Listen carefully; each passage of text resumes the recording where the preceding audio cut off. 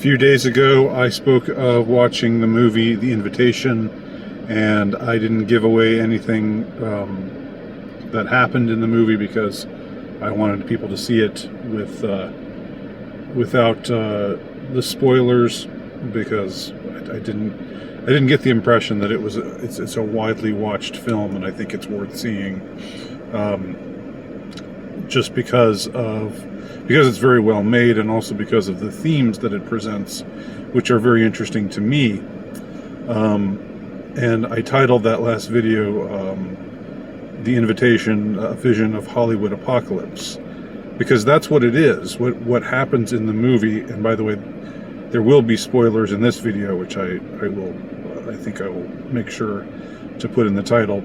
So the idea here is that either you're watching this video, either you've already seen the movie or you haven't seen the movie, but you don't care about hearing spoilers about the movie. So there you have it. But it is actually a movie about a Hollywood apocalypse. That's what ultimately ends up taking place in the movie. What we see in an opening shot when the main character and his girlfriend are driving to this house party in the Hollywood Hills, it's very much highlighted where they are. There's a big shot of them driving past the Hollywood sign, and that can't be accidental. That absolutely is not accidental. Now, the first time I watched this movie on the streaming service that I watched it on, which I will not name, I must have gotten really annoyed. I must have been in a kind of pissy mood that day, and I think that the opening with a mixed race couple, like, oh wow, we're so progressive, mixed race couple, just throwing that in, and then they get to the party and there's a gay couple at the party. I think I must have just been in a pissy mood and thought, fuck this, and stopped watching, because when I started watching again, I found that I had already watched 10 minutes of it, and I just forgotten that I had seen it before. And I think those were the reasons that I gave up on it the first time I saw it. But I was wrong. I mean, those were stupid reasons to stop watching the movie. Yeah, the mixed race couple, that is definitely thrown in for representation's sake, which is irritating, but it's not a big deal. It's not made a big deal of in the movie. So I think that's something that you should be able to handle, even if you're somebody who's absolutely opposed to all this woke shit, as I am. As far as the gay couple being at the party, number one, it's Hollywood, so of course, of course there'd be a gay couple. Of course there'd be at least one gay couple at this party. And number two, as you keep watching the movie, you see these guys, the two guys in this gay relationship, they're not like plaster saints. They have personalities that are maybe even somewhat stereotypical in certain ways. They're a little catty, and so forth. So anyway, that's just to put those couple of things aside, which were issues for me the first time I tried to watch it, but ceased to be when I really got serious about sitting through it. Now, as far as the tale itself, and again, spoilers will be mentioned here. What you have going on, it seems, is are a couple of things. First of all, there's the elaboration of the breakdown of a family. We had the main character who was married to the woman who owns the house, and they were happy together, from what we can see from flashbacks, until their son died in some freak accident at a birthday party, and it's never made absolutely clear what happened to their son, how it was that he died, but it tore them apart. But as is often the case with married relationships where a son or a daughter dies, the divorce rate is much higher in cases like that. So we saw this. So in one way, it's this family dealing, or this couple, both the man and the woman of this couple dealing with this tragedy. They deal with it by divorcing, and then she remarries this other guy, this hip Hollywood. What is he? He works in the biz in some way, and it seems that everybody who's at the party is involved in the biz in one manner or other, or maybe most of them are. They all just have this very trendy kind of Hollywood vibe. Almost all of them are very pretty people, whether they're men or women. Very telegenic people, charismatic, but also kind of annoying people that you would find out on the left coast, dwelling in the Hollywood Hills. So you have this couple dealing with their grief, and they deal with their grief by separating. But then the woman in the relationship, after she gets married to this other guy who has also had this tragedy in his past, not the same tragedy, but also has lost someone close to him. We find out that they've spent some time in Mexico with this this group that I think we could title a cult, and this comes out very very slowly, very deliberately over the course of the story. But what becomes clear is that this new couple, the woman of the house and her new husband, who invited the old husband, who is the hero, the main character. I wish I knew people's names, but I don't. Sorry. And a bunch of other people. They invited them to this house party, but they actually had an agenda in mind all along, which was to get them interested in this group, this cult, which it ultimately ends up being a suicide cult, literally a suicide cult. And the plans for the evening are that everybody's going to die. They're going to kill. Everybody's going to be. I mean, they're going to get them to drink poison wine and die at this party, and thus be back together with the people whom they're grieving over. They'll be able to be reunited with them in the afterlife. And so this unfolds very slowly, and the main character kind of comes across as this something I kind of liked about the movie is how the main character he's the only guy there with a beard, which sets him apart and kind of marks him in a way. And he's not going along with the stuff. He doesn't really. He thinks everything is just that's happening is kind of ghastly. He thinks the fact that they're throwing this dinner party in this house, and they've all been invited, and it's the same house in which they lived when their son died.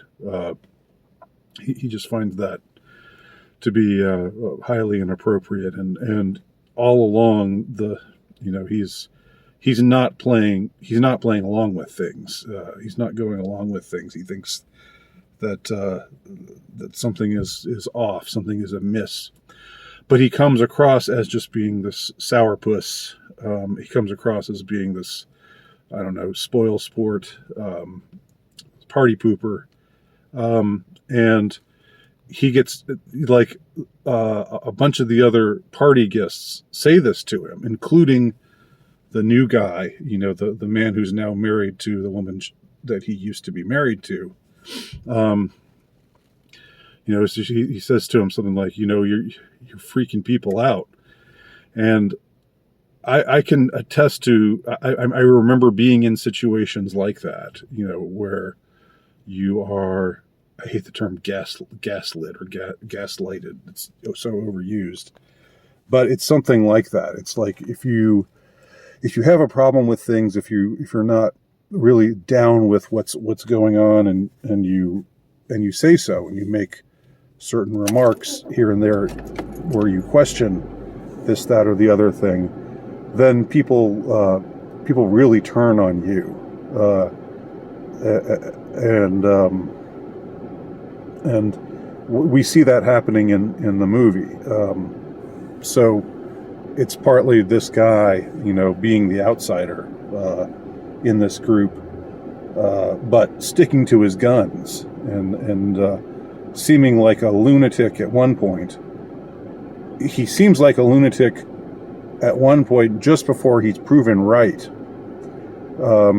He figures out that it's a suicide cult, and he says, "Do not drink the wine, throw the wine away," and he throws his glass down and shatters it, and everybody thinks that he's crazy, that he's nuts, and then it turns out one of the women who took a swig of the wine is dying. So then everything goes off from there, and the bloody climax of the movie ensues. Now, as far as that climax goes, I'm not going to dwell too much on the details of it, but there's a scene in which the guy who owns the house now, he goes out back, and there's like a candle thing, and he lights it, and so he lights this sort of stained glass candle or something. I don't know how to describe it. It's one of those things where I don't know what it is. I don't know what it's called, but it's something where you light it up, and the color that the light reflects becomes the color that you see.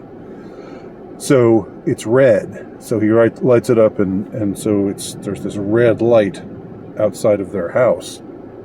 And then it turns out at the end, after all the carnage and mayhem has ensued, it turns out that a whole bunch of other houses in the Hollywood Hills also have had these events take place. And so there are sirens going off, there's ambulances being called, and so it's not just their house, it's the houses all around them. So it's been this major event that was planned all along, in coordination. All these houses in coordination with one another were planning this mass suicide, and that's where again it becomes a Hollywood apocalypse, a vision of a Hollywood apocalypse, and that's pretty cool. It's a pretty interesting depiction of this sort of event in a low-key sort of way, not making it into, not the typical everybody turning into a zombie or whatever kind of thing, but just this suicide cult that is so coordinated that these households all around, all of these trendy Hollywood people are offing themselves, which might not be, in real life that would be like, oh well, you guys, if that's what you feel like doing, have at it. If you Hollywood degenerates all want to die, that's fine with me. But I don't know. It is interesting though that they choose to do it to themselves, and the reason that is given is something that we can. I mean, I was talking about Hollywood degenerates a moment ago, but something that everyone can relate to. Anyone who's human, whether they're degenerate or not, everyone can relate to grief. We've all lost people in our lives. And that seems to be the motivating spark behind this whole movement, and whoever was in charge of this cult, who we don't ever see except in this weird promotional video that's presented in the movie. So I think the way that it ends is really kind of ballsy and surprising. It's one of those things where you didn't expect. There were little clues, though, that this might be something bigger than one household. There had been a moment where somebody comes to the door, and the host of the house tells them that they need to go to another house, that they're at the wrong house, and it's sort of like, why would they show up? Why would they display that? Except for the fact that they're going to be doing this, taking part in this same kind of suicide ritual at this other house, but this was just showing that there was indeed this kind of coordination happening. But finally, I think the thing I also enjoyed about this movie is the hero, the way that he's presented as an outsider, the way that he's presented as somebody who's because he sticks to his guns, because he just thinks that things aren't right the way that they're that people are reacting weirdly, that this entire cult seems to have this weird kind of inhuman aspect to themselves, or to itself. And the fact that he gets so ostracized over the course of the evening, but he's right all along. He comes across as this stick in the mud. He comes across as this sourpuss. He hardly ever smiles. He's this very brooding type of character. But there are a couple of moments where he really stands up for what's right.